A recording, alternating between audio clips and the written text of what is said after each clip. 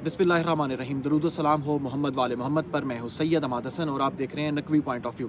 नाजरीन, इस वक्त मैं मौजूद हूँ पार्लियामेंट हाउस के बाहर और इस वक्त पार्लियामेंट हाउस के अंदर मुज़ाकरात हो रहे हैं। मुज़ाकरात का आखिरी यानी कि तीसरा और आखिरी दौर चल रहा है। इमरान खान के कहने के मुताबिक ये कि आज आखिरी दिन है मुज़ाकरात का।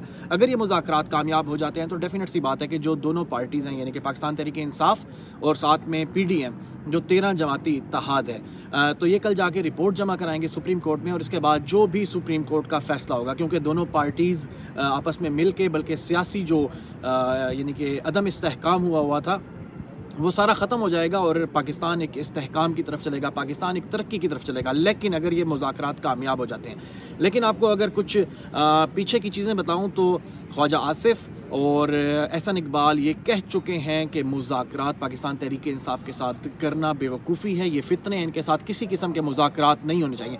जबकि दूसरी जानिब अभी थोड़ी ही देर पहले शाहिद खाकान अब्बासी साहब ने भी ये बात की कि इंशाअल्लाह ताला मुज़ाकरात मुकम्मल तौर पर नाकाम होंगे।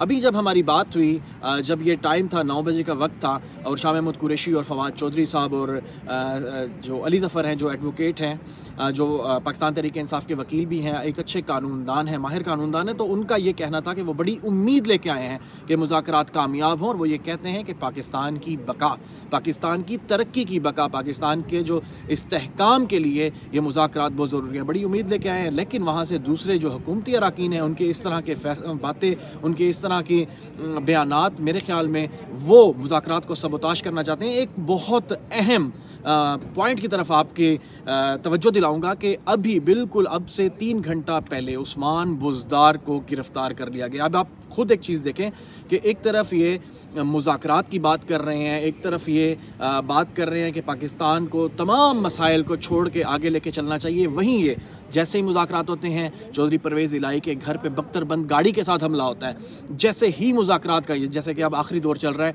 उस्मान बुज़दार पे हमला कर दिया गया है। इन्होंने किसी को नहीं छोड़ा, सोशल मीडिया एक्टिविस्ट तक को ये उठा के ले जाते हैं और ये मेरा नहीं ख्याल कि ये मुज़ाकरात करना चाहते हैं। ये पाकिस्तान तहरीक इंसाफ के लोगों पर ज़मीन पाकिस्तान की तंग करना चाहते हैं। अभी इजाज़ चौधरी कह रहे थे कि इनका ये करना है, ये चाहते हैं कि हर पाकिस्तानी पे ज़मीन तंग कर दी जाए, जो भी इमरान खान की बात करे या जो भी आइन की बात करे।